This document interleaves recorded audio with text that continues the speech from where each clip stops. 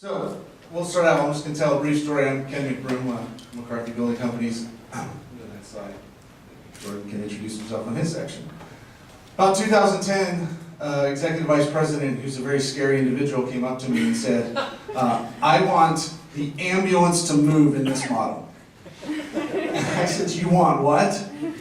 He said, yeah, it's a design build, and we have the model, and we have everything, and I want to see this ambulance move. Okay, boss, I will do my best. Remember, I'm a scheduler, but I'll make your ambulance move. And so the problem was, the technology, my computer just couldn't handle it. And I had headaches. I kept going to my boss going, I need a better computer. And he'd give me the computer, and 6 months later, okay, this one doesn't work either, I need another computer. He's like, you're getting way too expensive here. I said, but this guy wants the ambulance to move. And it was doing the Tokyo drift. And ambulances don't do that. It is true, they don't do the Tokyo drift. Okay, so anyway, we ended up on that project because, again, design build, we had the full model. We started using 4D and trying to see what worked, what didn't work. And some of the areas that worked really, really well was communication with the owner, was showing where we were going to be pumping from, what activities were going to take place. So when we sent out notices to the hospital, it wasn't just a disruption notice saying we're going to pour concrete. We could actually give a picture of what was going to happen. And so the amount of complaints that we had from the hospital staff went to almost zero.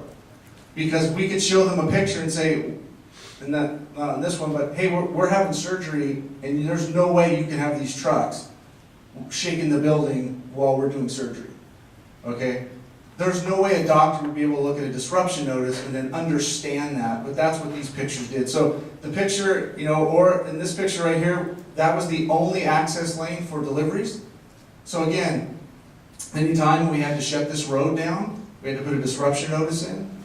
And it wasn't just a piece of paper saying we're shutting your road down. It was, here's exactly what we're going to do. And we could kind of, I just got to say, compared to Fuzor, that looks like Minecraft. But anyway, so that's what we did, right? So we communicated to everybody so they knew what was going to happen.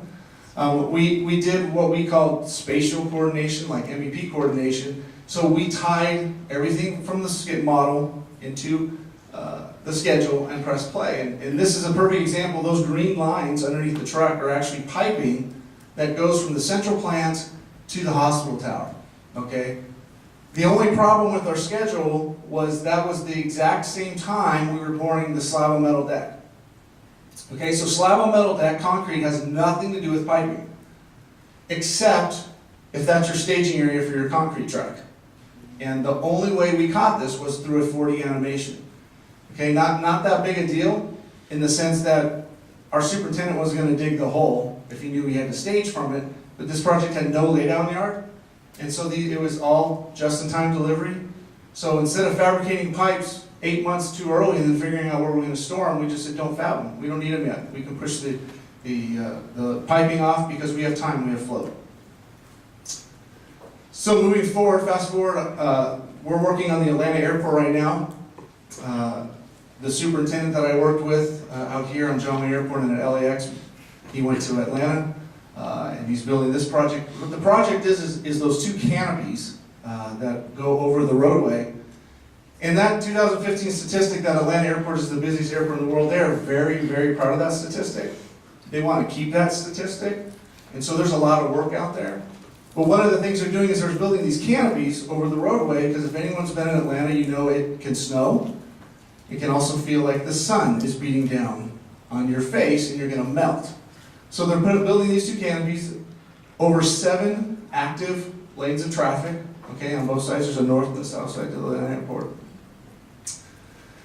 The problem was when we showed up, they said, you understand we're the busiest airport in the world? We understand that. You cannot shut down lanes of traffic during the day. I think the exact quote was, in no way will you shut down lanes of traffic. And in the meeting, our structural erection team said, well, then in no way do you get a canopy. Okay? Now, you can say those types of things, right? But it's not until you put it in a situation like this and say, do you see the size of the crane? That is not going away every night. Okay? It will stay there during erection. Putting it into this perspective, again, so I'm a scheduler, so I come up from 40 from a scheduling standpoint. Revit is a foreign language to me, but I can hit the button that says export to Fuzor, and then I can do stuff in here. So that's why I think Fuzor is really cool. So I took this screenshot, sent it to the superintendent in Atlanta, and he fell in love. He's like, this is amazing, this is awesome. Because, again, that's the perspective of how big these pieces of steel are going to be. And so, again, on a 2D model, or a 2D set of drawings, it's really hard to figure out how big this canopy is going to be. And so, you know, there's another view. And then we've got to put these huge shoring towers up. And then the nice part about putting the truck there is not only do we have to take half of the lanes of traffic during the day, the other half have to be closed down at night because these trucks have to come in with these huge pieces of steel to be erected. So if everyone's ever flown out of Atlanta Airport, it never, ever is quiet. It never stops. Okay, again, they really like that busiest airport in the world deal. So we used Fuzor and came up with this animation just to try to help communicate how the steel is going to be erected using one side of the traffic. But then as I'm sitting there, I'm like, well, we're not erected during the day, right? We got to do this at night. So hit the next slide. So we're like, let's show it at night. With just one more click of the button, right? Yeah, I think it was 2 clicks. Yeah, it was really hard. But again, so it shows the daytime has, you can see more detail because it's at, you know, it's brighter. But that's what the operation is going to be taking place at night with those 4. Will end up being 4 shoring towers, and able to communicate to the airport what is going to happen. Because again, it's one thing to say we're taking half of your lanes of traffic. It's another thing to say we're shutting down the other lanes because we have to erect the steel at night. It's another thing to show them an animation, and then to put on the VR goggles and say, why don't you go ahead and walk around. It's mind-blowing. It's a totally different level of experience for the client. And with that, I'll hand it off to Jordan. All right, so real quick background on me. So I've been the BD+C manager in San Diego for McCarthy for 3 years. But I come from a background, started as an architect, and went on to build some projects, spent about 7 years in the field. So for me, this section on construction logistics and how we can leverage the model is very important. I think with 3D modeling, you know, we've had models on projects for a long time, just because that's the way the business is going, but we never really leveraged those models to communicate site logistics and, you know, how we see phasing going and things like that. And I think a big part of that was, before we had Fuzor, our superintendents and project managers who would put together these plans, they had to have some modeling capability to generate model content to show where is my fence going to be, where are my trailers going to be, etc. So even today, kind of our standard is what you see up on here. This is the SoCA University STEM building design build project. We're just getting underway with construction documents. So this would be a typical plan that we would show for our construction logistics planning. You know, hey, we're going to put the fences here. We're going to take over this part of the other half of the site. You can see here there's an existing fire lane here we have to keep open. So we're basically going to be staging over there. So you have a lot of annotations, you have a lot of legends on these plans, and we're communicating to people who don't do what we do every day. You know, we take for granted we can look at a 2D set of plans and we can visualize it, we can see what's going on. But educators, doctors, nurses, you know, airport staff, they don't think that way. So for me to be able to take a Revit model that we have on every project and with the one click of the button, push it to Fuzor, and then within, you know, maybe 30 more minutes, just develop a plan like this. You know, quickly draw a path by just dropping pins, and then tell the fence, you know, equipment that's already loaded into Fuzor, hey, follow this path. Drop some trailers, you know, maybe the toilets, even show logistics of, hey, can we have a flatbed truck come in here? Does it have the turning radius that we need? Do we need to think about other access? If I go back actually to this plan, you can actually see this is all green space and other campus buildings that go on up here. There's like a fountain and other things going on over here. So you have one point to get into this project. So to use the Fuzor model even further, I can go ahead and I can take those pieces of equipment that I just popped in there, and I can create real basic schedule that's not coming from the project schedule that Ken might create, but just drop these activities in on my own, and then start showing, you know, not only is this how, you know, we're gonna take over your site, but this is when these things are gonna happen. So now the university knows, hey, what day are you gonna deliver those 4 trailers? Well, they can see it right there on the project timeline. And then we animated this, the delivery truck to see, so right there, he is kind of Tokyo drifting Ken. But from the other side, you actually see his tailgate goes out of the fence, and then as he swings around here, he's gonna hit the trailer compound. So, you know, we kind of start seeing, okay, well, are we gonna have lane closures up on the front part of the site? It's only a 2-lane road, it's 1 lane each way. So if we're gonna be doing deliveries where we can't come into the project site, now we know, okay, how many area disruption notices are we gonna have? How many shutdowns are we gonna have?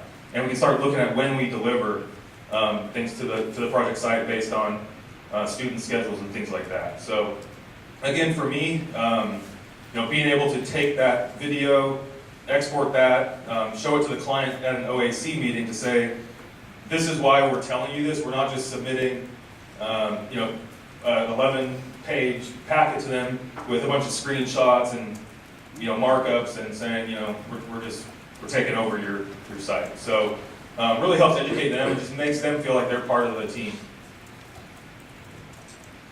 So on the future state, one of the things I was playing with last night was the Fuzor mobile app. So pretty cool stuff. I mean, obviously the power of pushing directly from Revit, you have all this information in the model. So we can take these things that we've created, whether they're site logistics plans, or if it's just planning for the building. A lot of times, you know, we're looking at how we're going to get material into the building, what windows we have to leave out.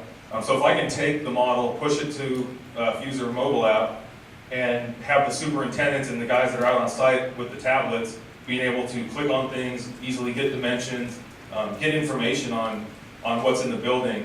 To me, that's the real power, is that the continuity of this information, because so often the power of the model kind of stops after we do 3D coordination and maybe some of the early VR studies and things like that.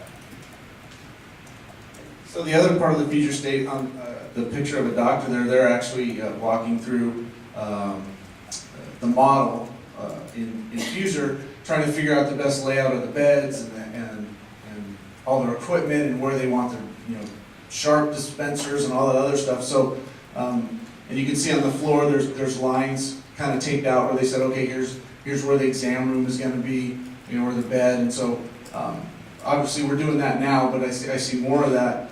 The other thing as far as with the 4D is we had a company seminar about a month and a half ago, and Jordan says, can we put something together so we can let people put on the VR and see what's going on? And so we had a pursuit, a garage, put it into 4D, and then let people walk around. We actually put them on top of the tower crane, and then look down and watch this project being built. It just so happens the superintendent who was pursuing that job went on the top of the tower crane and then started to tell me how wrong I was on the sequence of how I built this very quick demonstration.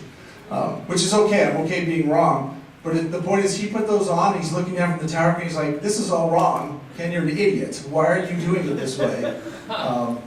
But that's communication, and that's what this tool really excels at, is communicating and figuring out what the best plan is. Because my challenge as a scheduler is getting the superintendent's plan out of their head to put it into P6 or other scheduling software and then go implement it.